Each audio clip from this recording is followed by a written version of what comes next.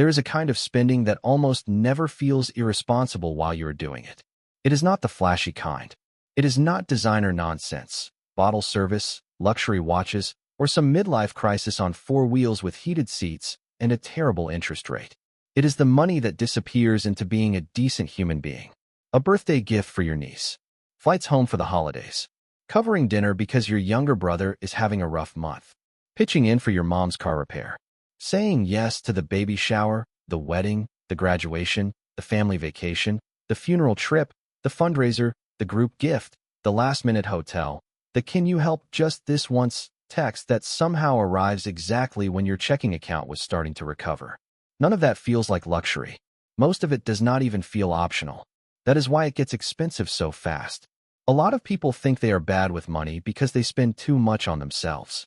But there is another version of financial strain that gets much less attention. It comes from spending money to stay connected, stay included, stay helpful, stay available, and stay emotionally aligned with the people you love. You are not buying things. You are funding belonging. And belonging can get very expensive. Nick here, and today I want to talk about one of the most overlooked money traps in adult life, which is what happens when family expectations slowly become a recurring financial category. I want to talk about why being the reliable one can quietly hollow out your cash flow, how generosity gets mixed up with obligation, and why some people are not falling behind because they are selfish or reckless. They are falling behind because the people around them have become part of the budget, even though that budget was never clearly discussed. Why family spending is so hard to see clearly. The first reason this trap is dangerous is that family spending does not feel like spending in the normal sense. If you drop $180 on random online shopping, you feel it. There is a transaction, an object, maybe a little guilt, maybe a tiny rush of dopamine, maybe the immediate awareness that this was not exactly a strategic wealth-building move. But if you spend that same $180 on a gift, a dinner, a ticket home, or helping a family member with something real, the emotional experience is completely different.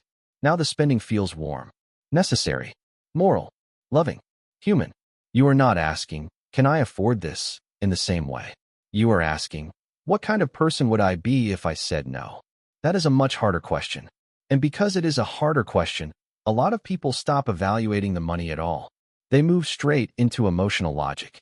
Of course I'm going. Of course I'm helping. Of course I'm contributing. Of course I'm buying something decent. Of course I can't show up empty-handed. Of course I'm not going to make it weird over money. That phrase matters more than people realize. "I'm not going to make it weird over money" has probably cost people more than a lot of outright bad financial advice. The normal month where nothing looked reckless. Picture a very normal adult month. There is a birthday dinner you do not want to skip because it is family, and family notices absences in ways that friends sometimes do not. There is a gift for an upcoming event because no one wants to be the person who Venmos $18 and disappears. There is a weekend trip home because your parents keep saying they never see you, and now you feel guilty enough that the flight practically books itself. There is a group text about someone needing help. It is not your responsibility exactly, but it is also not your responsibility, which is one of the most expensive emotional categories in adult life. Then there is Sunday lunch, a small contribution, an Uber because timing got messy, a quick stop for flowers, one extra grocery run because you are bringing something, and suddenly the month has absorbed $400 or $500 in family-related spending without a single moment feeling extravagant. That is the trap. Nothing looked insane. Everything looked normal. And normal is where the most expensive money patterns often hide. Why family money feels less optional than social money. This is also why family spending is more dangerous than regular social spending for a lot of people. Friend groups usually tolerate some drift. You can skip a dinner, decline a trip, or quietly disappear from a brunch rotation, and most people will adjust. Family does not always work like that. Family remembers. Family notices patterns. Family keeps emotional ledgers. Family has history, guilt, loyalty, hierarchy, old roles, and the very powerful ability to make a financial boundary feel like a personality defect. If you grew up being the dependable one, the practical one, the one who always comes through, then family requests do not even arrive in your brain as requests. They arrive as assignments with emotional penalties for noncompliance. That is why this category is so slippery. The spending is not just about the money. It is tangled up with identity. Helpful daughter, reliable son, good sibling, generous cousin, the one who shows up, the one who handles things, the one who makes things easier for everyone else. Those identities feel good. They also get expensive when nobody is watching the financial side of them. The 4 ways family quietly becomes a budget category. Family-related spending usually comes in 4 forms, and none of them are individually dramatic enough to trigger alarm. First, event spending. Birthdays, weddings, showers, graduations, anniversaries, Mother's Day, Father's Day, school fundraisers, sports fees, holiday exchanges, and all the other events that come with the unspoken rule that showing up emotionally often involves showing up financially too. Second, travel spending. Flights home, gas money, hotel nights, holiday travel, last-minute bookings, road trips to visit relatives, and all the little expenses that pile up around just coming by. Third, rescue spending. Helping with rent, covering a meal, sending cash, paying for the thing that is only temporary, contributing to an emergency, or stepping in when someone else's financial instability starts knocking on your door dressed as a family issue. Fourth, relationship maintenance spending. Picking up the check to avoid tension, bringing something so you do not look cheap, participating in traditions you cannot really afford, and spending just enough to preserve peace, status, or a sense that you are not drifting away from the people who raised you or grew up with you. None of those categories feel outrageous alone. Together, they can become a serious annual number. What the math looks like when you finally total it. Let's say someone has a fairly normal year of family-related spending. Gifts and celebrations, $1,200. Travel to visit family a few times, $1,600.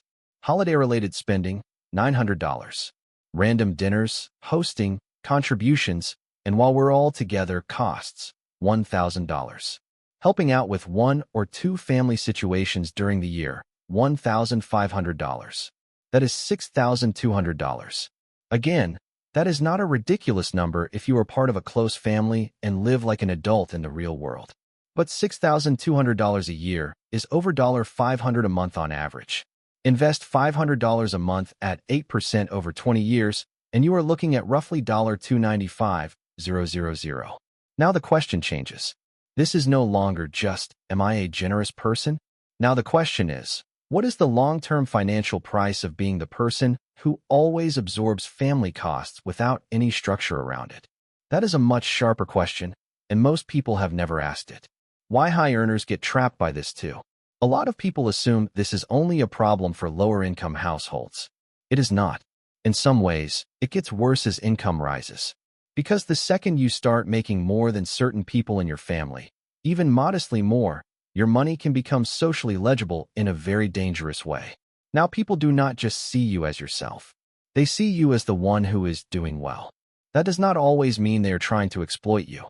Usually it is more subtle than that. They assume you can cover a bit more. They assume you can visit more often. They assume you can help with the bigger gift, the better restaurant, the extra contribution, the emergency, the nicer hotel, the larger share.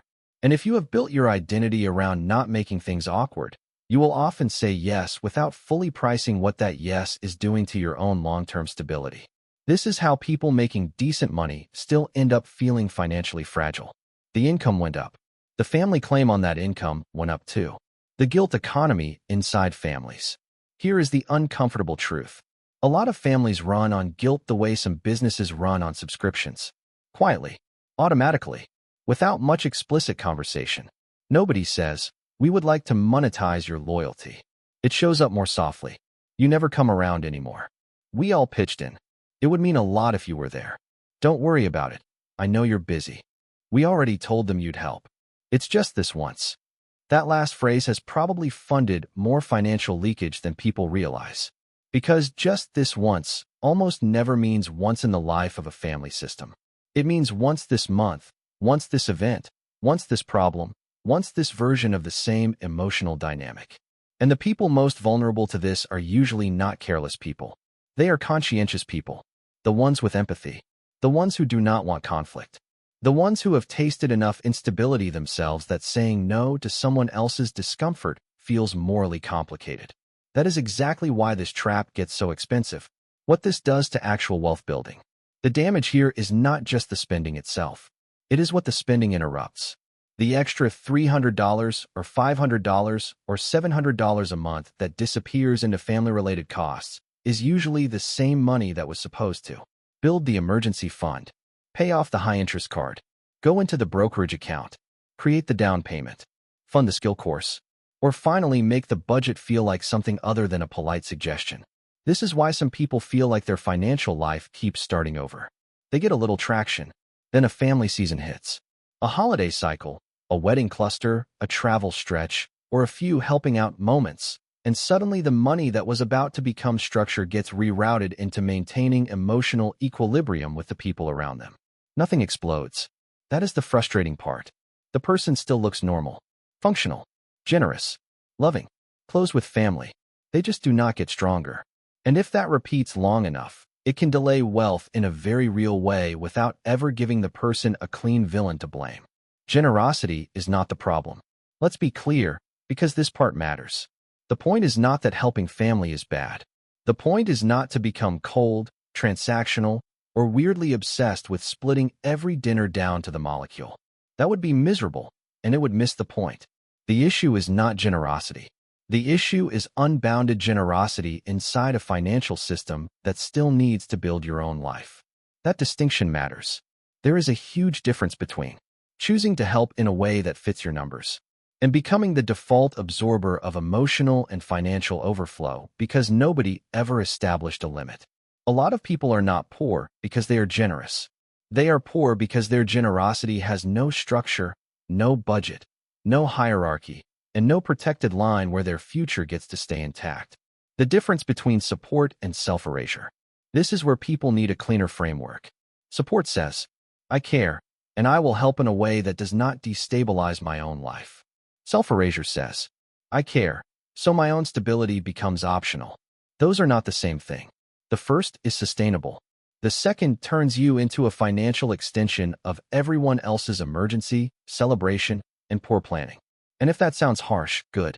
Because a lot of adults need to hear it that clearly. Love does not require permanent financial leakage. Closeness does not require constant spending. Being a good family member does not mean your own savings, investing, and peace of mind have to become secondary every time someone else has a need, a plan, a milestone, or a soft emotional expectation disguised as tradition. What stronger people do differently? The people who stay generous without getting quietly wrecked usually do a few things better. They price the category honestly.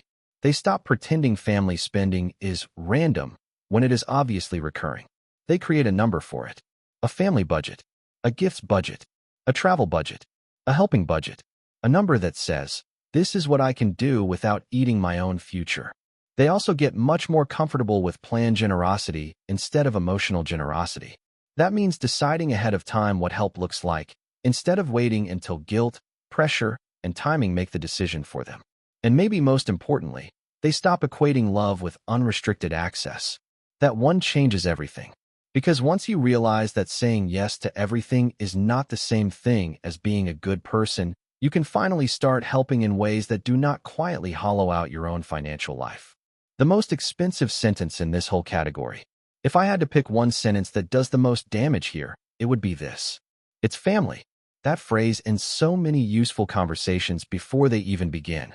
Can you afford it? It's family. Should you be the one covering this again? It's family. Is this delaying your goals? It's family. Are you quietly financing belonging? It's family. And yes, exactly. That is why it matters so much. Because if a spending category can shut down your financial reasoning just by invoking emotional legitimacy, it can become as dangerous as any bad habit and much harder to confront because it comes wrapped in moral approval. The part that should stay with you. A lot of people are not falling behind because they spend too much on luxury.